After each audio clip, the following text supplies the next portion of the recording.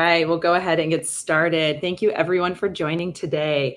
We are going to talk about how to build the foundations for a long-term internal tooling strategy. As most of us are building internal tools to help address specific problems or maybe just check off some immediate needs coming your way, it's important to think about how each of these tools fits into a bigger picture of internal tools and as a whole, how to be strategic when building internal tools.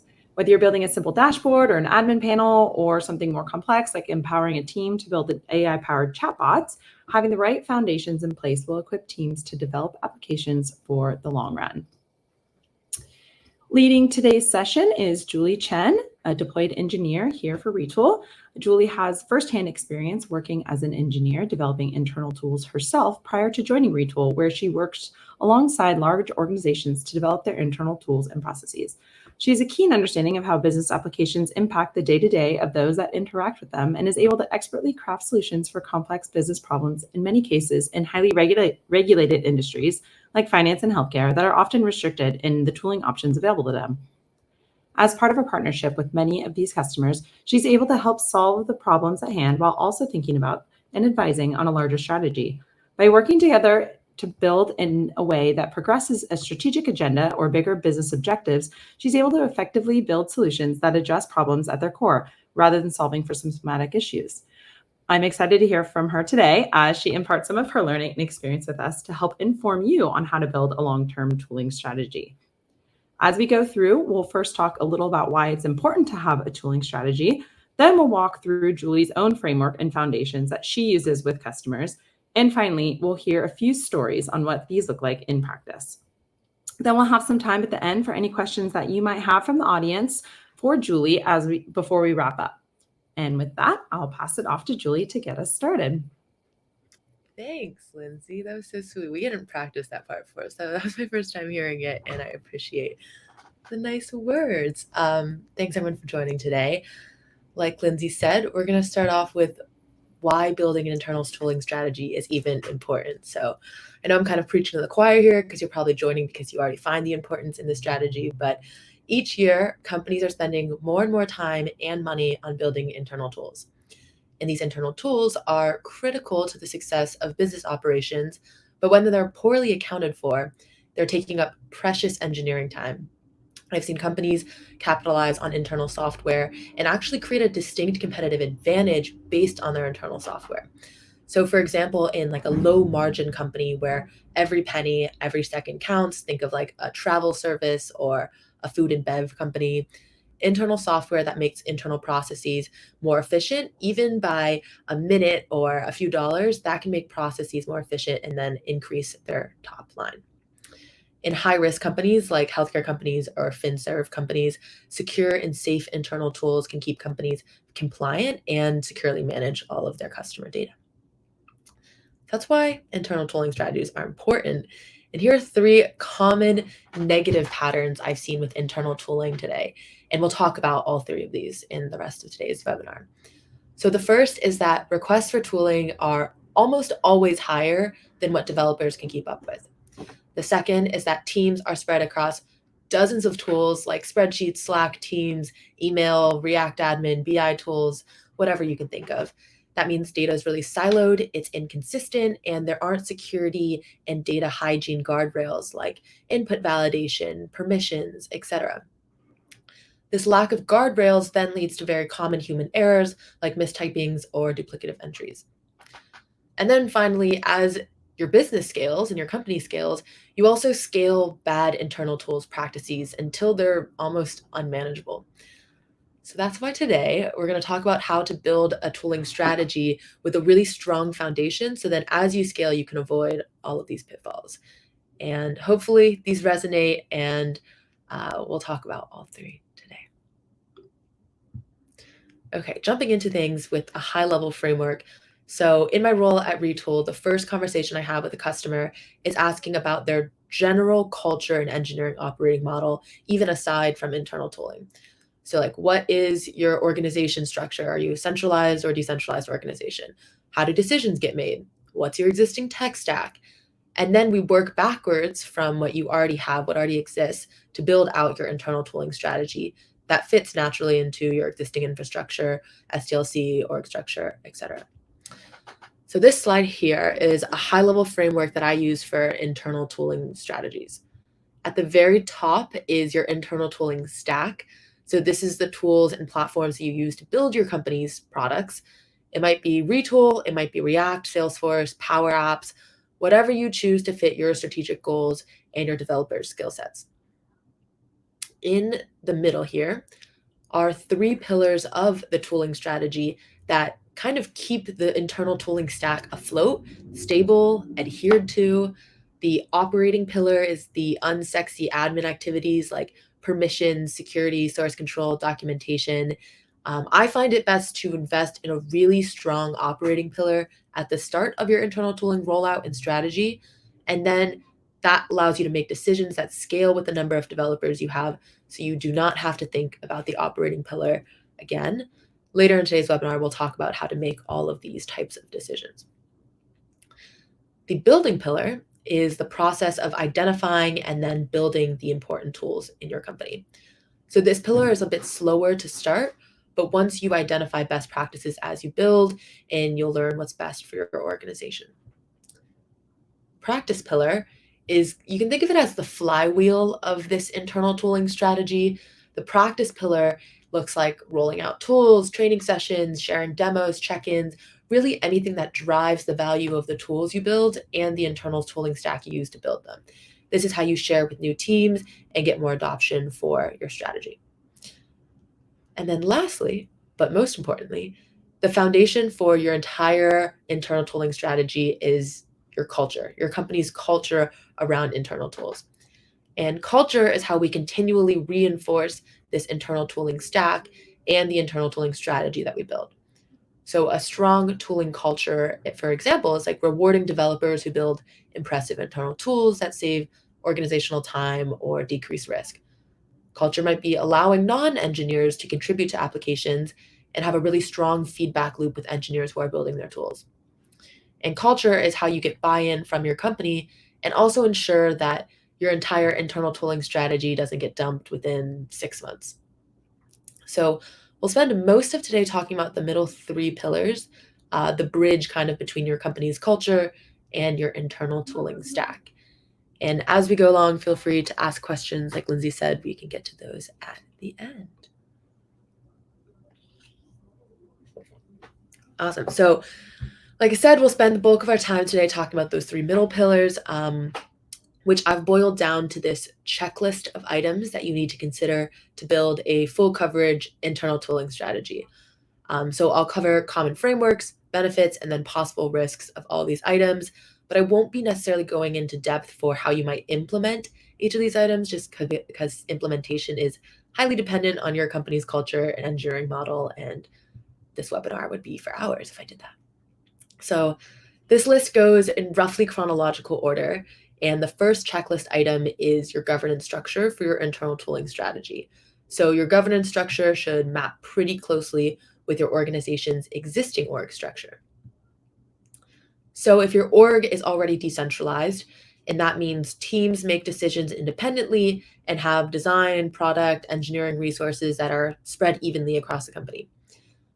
The best way to set up an internal tooling strategy for a decentralized organization is to have a central platform team that manages the infrastructure of the product, whether it's Retool or something else, and is in charge of establishing standards like naming conventions, themes, templates, etc. And then individual teams then have autonomy to own their own development, onboarding, design, and architecture of their use cases. If this sounds like you and your org, I'd recommend putting extra effort towards training, templates, general guidelines, shared knowledge, and be careful of the common risks of decentralized org structures like unstructured building, duplicative work across teams, non-uniform design, and loose guardrails for data security. When decentralized orgs are done well, employees feel very empowered to build their own tools. They're not dragging through bureaucracy. Teams are collaborating easily across time zones and offices, and tooling is built really quickly in a decentralized org. When decentralized orgs are done poorly, all of your internal apps kind of look and feel different. Teams are building redundant tools. It's really hard to find anything that you're looking for in your tooling stack, and people are accessing data that they maybe shouldn't. So that's how you build a successful decentralized org. If your org is centralized, this usually means that decisions go through a few layers of approval and teams have pretty specific roles. You'll have a central team still owning the entire tooling platform, including the infrastructure and operations, but in the centralized organization structure, the central team will also be building out all of the applications. So if this sounds like you and your company, I would definitely recommend putting extra effort towards training your end users, consistently getting feedback from end users, generating new ideas, and building some fast approval processes. Because some of the common risks are lack awareness of tooling because everything is centralized, less creative ideas, and slowing down your development time from bureaucracy. So when a centralized org structure is done well, your internal tools are really beautifully synchronized. They look similar. Your tools are built efficiently. They're reusing code whenever possible. And your tools are very organized. They're all easy to find. When centralized org structures are done poorly, employees are really demotivated to use tools because they may not have had input in the design. Tools take forever to build and then forever to iterate on. And you might miss out on a lot of potential tool ideas because there's less diverse and creative tool ideas in the mix. So, in short, you want to choose an internal tooling governance model that already matches your existing company's org structure. And hopefully from the past few slides, you understand how your governance model then impacts what you want to prioritize and potential risks that you have for your company.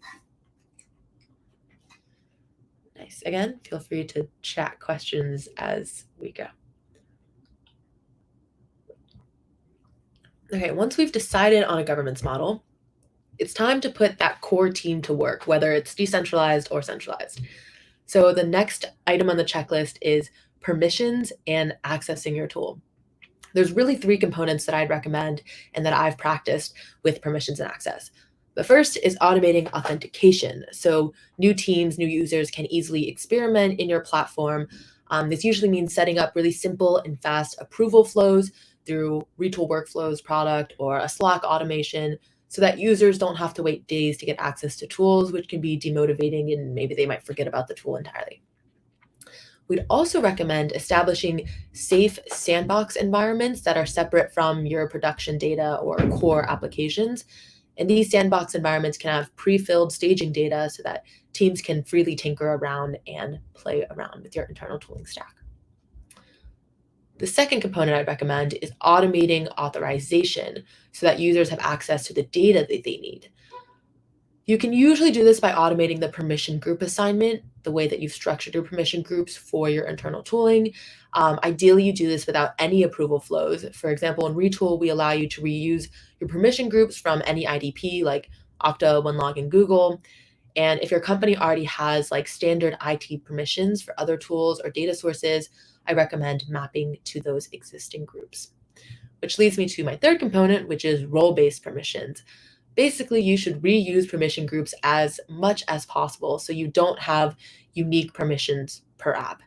Your groups should basically be as widely used as possible without sacrificing security for data quality or access to applications.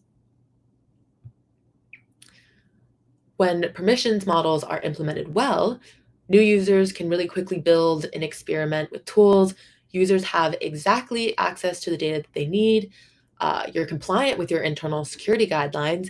Approvals are limited, and whenever they are needed, they're very fast.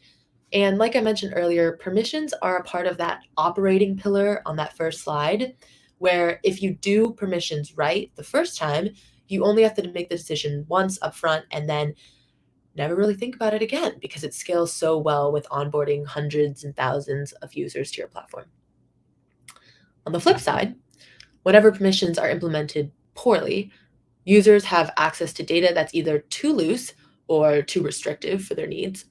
You might have a permission sprawl of dozens of bespoke permission groups of every permutation of apps and data sources, and that's really hard to manage.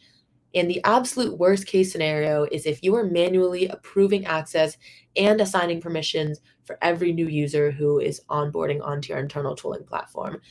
And some of you on this call might be in this position right now, which is okay, but definitely not scalable. So I'd recommend going to that previous slide and practicing some of those automations.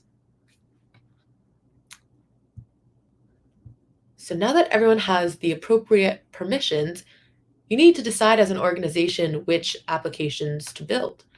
So the next checklist item is identifying and prioritizing tooling needs. Most of the companies I work with have tooling backlogs that are never ending. I don't think we'll ever see a day where all companies have built all the tools they possibly could build because it's unrealistic and probably a waste of time and they need to allocate their resources better. So here are 3 decision-making frameworks that I use to determine which use cases should be prioritized for your internal tools. The first, which may sound obvious, is to stack rank the impact of your tools in your backlog. And I go a layer deeper than just having a PM or engineering manager look at the list and assign an order, but rather to really measure impact, there are much more specific metrics that you should consider. Some examples are recording hours that people waste doing inefficient processes, or recording hours that engineers spend on completing tasks for other teams that could be automated, and most importantly, ask for input from your end users. Your organization might have a different set of metrics and criteria, but these are the ones that I've held helpful. And when you invest time in recording quantifiable metrics, you can then easily identify the high impact use cases at your company. Because I've seen many teams build what they think is maybe cool or wanted without thinking critically about the measurable impact of those tools. And that ultimately wastes time that could have been avoided building something more impactful. The second framework is whether you want to replace an existing legacy tool or build a new tool. And I find that a lot of companies fall into the sunk cost fallacy of holding on to legacy tooling for far too long just because it already exists. And rebuilding an existing tool for 100 people might actually have a higher ROI than building a new tool for 10 people. So I'd recommend don't forget to include rebuilding and maintenance into the stacked rank list that you come up with. And then third and finally, you can tie internal tools into higher level company KPIs or initiatives. So maybe like a tool to improve support tickets, SLAs, or a tool to integrate AI into your workflow or drive top of funnel growth. And the most impactful tools I've seen have been tied to a higher level KPI because it drives motivation and company awareness. So obviously there's a huge time investment in stack ranking your backlog and making prioritizations. It's much easier to just build whatever tools come to mind first, but I really implore you to think critically about your internal tooling roadmap, and I promise it will save you time in the long run. If you're not convinced, some of the benefits of prioritization are an efficient use of resources, motivating engineers to work on things that are high impact, making a large impact on your organization, and the cherry on top is that you then have more credibility for your internal tooling strategy to drive adoption for more internal tools. The risks of not prioritizing is you're wasting resources on irrelevant tools, which can be really frustrating to end users who are watching you build unhelpful tools while their helpful backlog of high impact tools continues to grow. And then in turn, your engineers are burning out because their work is not meaningful and your team has no focus or vision. In a decentralized model, teams are likely making these prioritization decisions, and in a centralized model, the central team is making these decisions.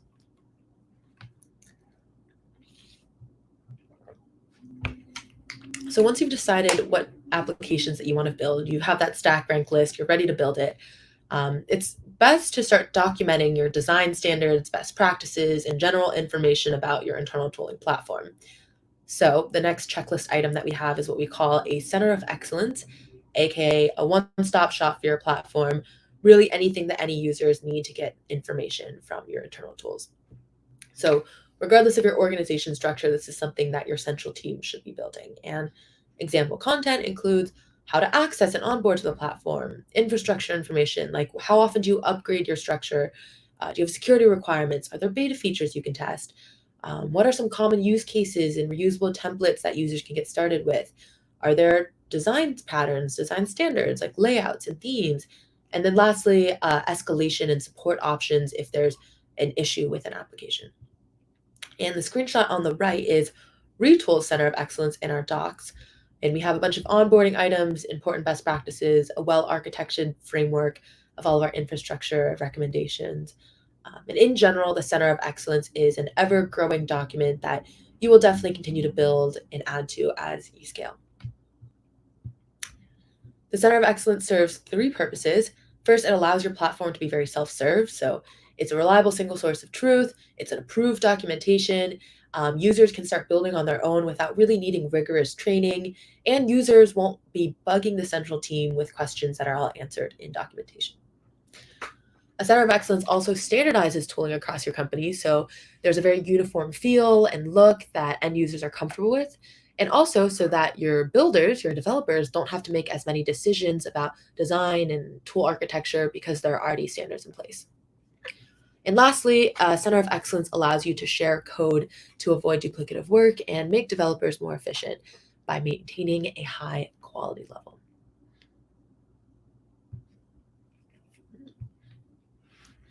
After you've built your Center of Excellence, it's time to train your users on the platform and the Center of Excellence.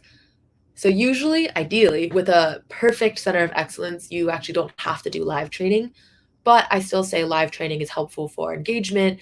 And then you can always record your training and then put it into the Center of Excellence, which is what I do for the customers that I work with at Retool. So users with different skill sets require different training. A non-technical user might want to learn how they can make really simple changes to an application, like changing copy, layout, design.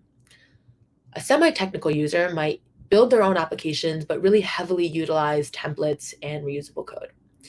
And then obviously a technical user would want full platform training to develop their tools. And recurring continuous education is not crucial, but it's helpful to spur discussion and ideas and share new features. So now that you have all the training and best practices documented, you want to establish a standard SDLC or software development lifecycle. Again, this is a scenario where you'll want to choose an SDLC that already matches pretty closely with what your developers are used to.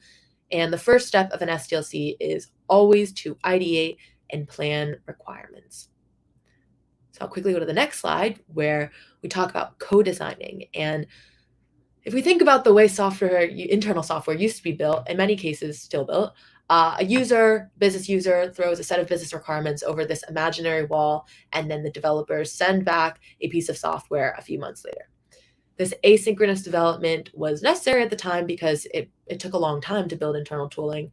But now that you can build front ends almost as quickly as you can think of it, there's really no reason to not have your business users sit right next to your developers building the tool side by side. Some of our most successful customers actually have their end users drag and drop out the interface they want directly in Retool, and then have an engineer go in and wire up all the data in backend. And then after a tool is done, you might even allow users to make easy edits to your tools when they're done.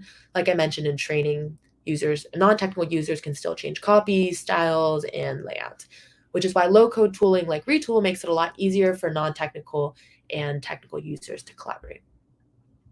This is really important in this co-designing because I've seen teams spend cycles on solutions that don't actually solve the problems of end users. So you want to get closer to the problem and the people that have the problem. And what this lets you do is to iterate on the software and the business processes together. Instead of adapting a process to fit your tool or buying a tool to fit your process, you can build both at the same time. So you can build a tool to fit your process, then adapt the process, and then adapt the tool to have a much tighter feedback loop.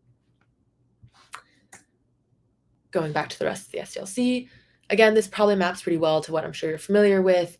You design using the design standards in the Center of Excellence. You build quickly while still using best practices like branch-based development. You test internal tooling as you would any other tooling software with unit testing and end unit testing. And then lastly, don't sacrifice quality and performance for internal tooling and actually build the quality and performance into the platform like Retool itself. So that is the SDLC. And lastly, as we've built out our applications with our standard SDLC, we get to the maintenance step of the checklist, which is the last development step. So we've talked a lot about maintenance throughout this webinar, where you can make quick iterations with your end users. We also find a lot of success in building reusable blocks rather than a single large monolithic application, so that maintenance is easier to pinpoint and to tackle. It can be helpful to identify at the start what tools actually need to be large and slow moving versus what tools can be fast and modularized like this one. So for maintenance, there are some requirements and some recommendations that I would make. The requirements are definitely having a standard language and platform for your tooling so it's easy for new developers to onboard and start building. Also having a standard design system. This means UI design like styles and layouts, but it also means software design, so naming conventions, organization, coding standards, etc. And then lastly, it's required for me at least to have a process of submitting requests to a tool and build that fast feedback loop. Some nice to have recommendations are to document your internal code like you would external code, which I know is easier said than done. Batching requests together, so maybe you have one sprint per quarter that's dedicated to maintenance, and then assigning a DREI for each application so that end users know who exactly to go to for help. And if you follow all of the above, if you do the requirements and the recommendations, maintenance should be a breeze because you'll have general design standards, have a common language that people are familiar with, well-documented practices. You have nothing to worry about. But if you haven't established the following items, maintenance is a nightmare. Tools can be written in different languages, stacks have no consistency, there's no documentation, and really large monolithic apps take ages to cipher through. That's maintenance. And the very last item on the checklist, once everything else is established, is the culture of your internal tooling, which again is the foundation for this entire strategy. We've kind of touched on culture throughout every section today because it really is the foundation. So here are a few ways to build a strong tooling culture, not only on your central team, but across your entire company. So your central team could invest in automations to streamline your tooling processes. You can create frequent feedback loops between developers and end users and create easy paths to request new tooling. You can have hackathons for tooling. Engineers can be supporting each other side by side, sharing code. You can reward people's tooling through prizes and recognition. And you can recognize tooling in all hands or other public channels so that your entire company values your internal tooling.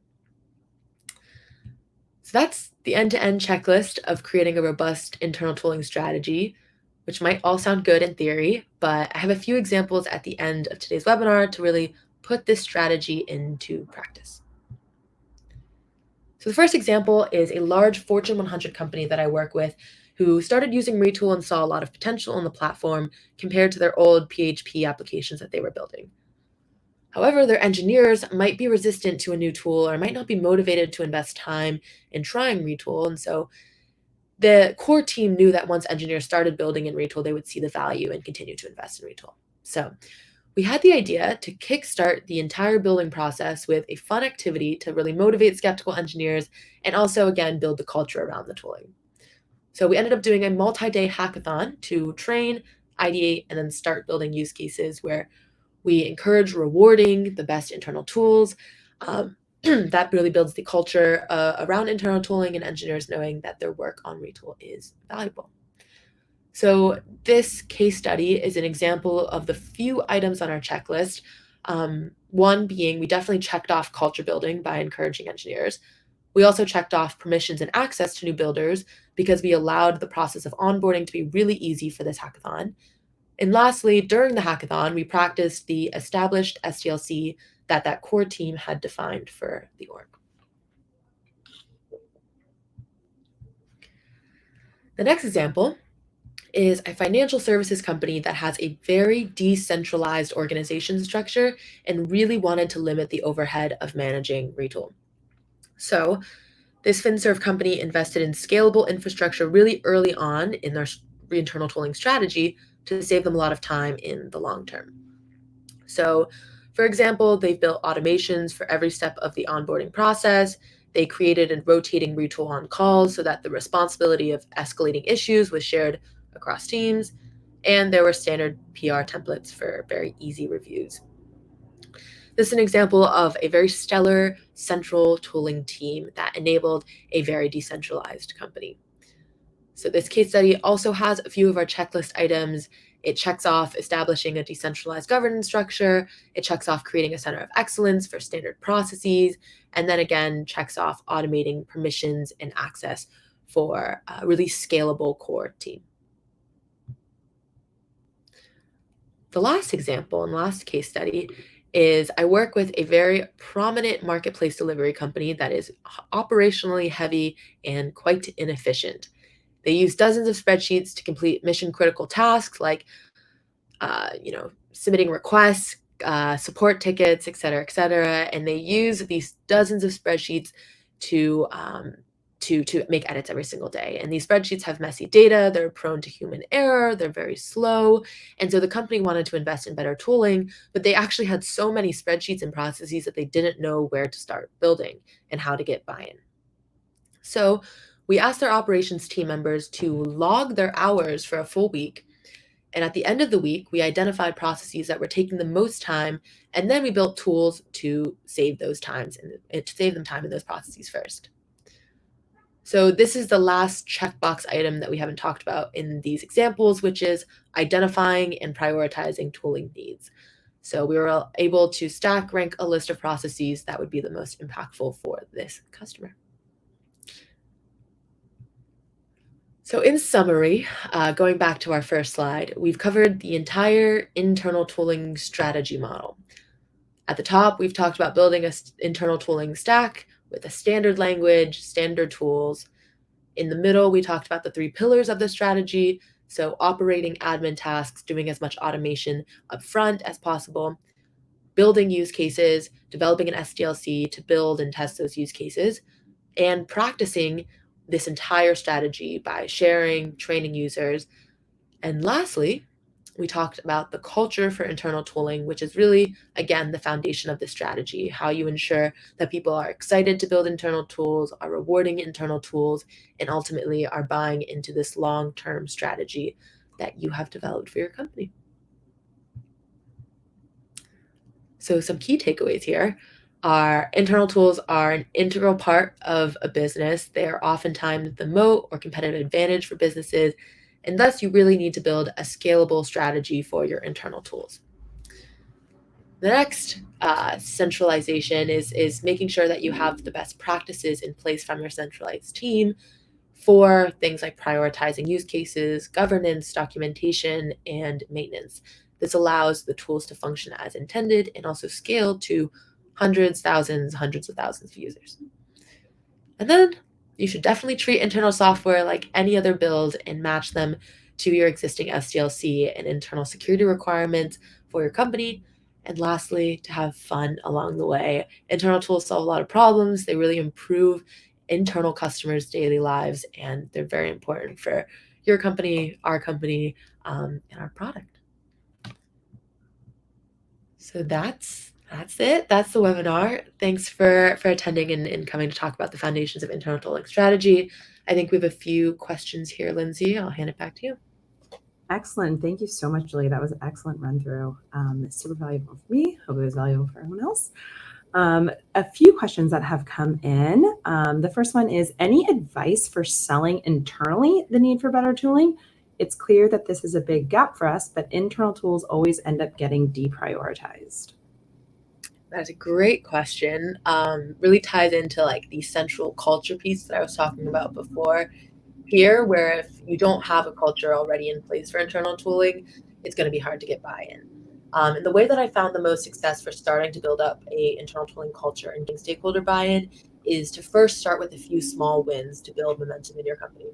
So you might start with a team that you know really has the most painful internal tools or needs the most new internal tools, and prove the value of your internal tooling stack and strategy with this specific team, and then share these successes with other teams and start onboarding new teams one by one. I think that's how you prove value to senior leadership. That's also how you start building actionable and impactful tools.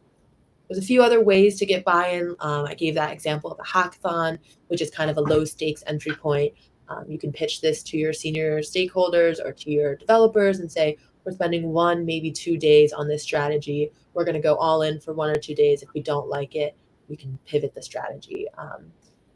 So those are kind of two ways to build momentum. And ideally, you don't even have to get buy-in from your end users, because like we've talked about, your end users should already be co-building these tools with you. So they should be the first people to advocate for your tools. Excellent. Thank you. Another question that came in, we're ready to start, but a little overwhelmed with ideas and options. Do you have any tips for how to get started for a small team? Yes, definitely. I know with smaller teams, the backlog tends to be even bigger because there's just less resources. And then this is where we have to really rigorously and critically and intentionally prioritize your backlog.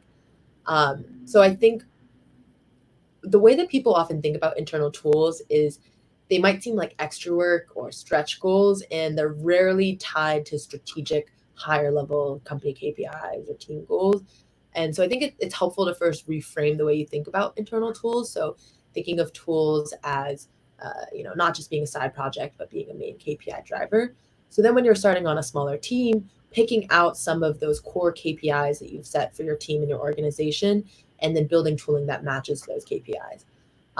Also, another benefit of having a smaller team is that you can have a quicker feedback loop. There's fewer end users, fewer developers. You can build hand in hand with users. So I would start with, in the previous advice that I gave, I would start with one main use case that ties to a KPI, and have one, maybe two end users working directly with one, maybe two developers. Awesome. Excellent advice. Another question that came in: where do you typically see internal tools being owned within an organization? Like, is there a dedicated team for this usually? Yeah, that's a good question. We talked kind of about the organization structure on like a more high level touchy notion. Like we talked about the centralized and the centralized governance structure, but like actually tactically, where do they sit? We often see internal tooling teams sit in an IT organization or IT team, basically any horizontal engineering team that has access and communications with all of the other engineering teams. This is typically the most common, but I've also seen it where companies with a really strong internal tooling culture might actually build an entire sub team to do the end-to-end, more centralized model of building out internal tools. So yeah, anywhere from IT to building out a new team, especially as you scale, it's really important to have a dedicated team for internal tools. Great, that's helpful. Another question that came in: what is the best way to implement permissions-based read-write access? Is it possible to apply these different permissions on one app or page, or best practices on how to implement this in Retool? Yeah, great question. And we talked a little bit about permissions as well. And Eric, I like your kind of read-write access differentiation, because something that's really important is making sure that the security of the data is standardized with what your company wants, and also that users aren't getting too much access or too little access. So what I usually recommend for permissioning models is to think of your permission groups as role-based groups, and actually probably wouldn't recommend setting specific permissions on just one page or app, but rather a role or suite of applications. Maybe a folder in Retool is usually how it's structured. And the reason for this is so that whenever new products and new apps are built in that folder or for those end users, you don't have to create new permission groups for every subsequent app. So that's usually what I'd recommend, is to have more generalizable user groups for access to your applications. But then when you talk about permissions for read and write access to specific data sources, there's obviously a few different ways to do that in Retool. The first way to do it is on the resource level. If you have a user-based authentication rather than like a service account authentication method, that is a really strong way to make sure that users are really only getting the access to data that they should be getting. Another way is to create a read service account and a write service account for access to your internal APIs or databases or whatever data sources that you have, and splitting it up there. And then the last way to have it is all done on the Retool side. So writing any custom logic on your Retool application to make sure that the right users are able to read and write access. But I wouldn't necessarily recommend the last one, just because it can be a bit of a heavier approach than automating it on the permission group level. Excellent. Thank you so much for that response. It looks like that is all the questions that we got for today. So Julie, thank you again for sharing all of your knowledge and wisdom with us on the line here. I will just let everybody know we do have another one of these educational webinars coming up. It is about modernizing your tech stack. It is on December the 13th. So I'll drop the link in the chat if you want to sign up for that one if you haven't already. So we'll be going through how to and why you should modernize any legacy systems that you have. So if you have any of those, that is a great place to get more educational information. And with that, we will break for today. So again, thank you, Julie, for all of your information. The recording of this event will be shared with everybody that signed up. So you can expect that in your inbox. If you don't see it, check your junk or spam folders, and it might be in there within a day or so. So thank you everyone for joining, and have a great day. Bye, everyone.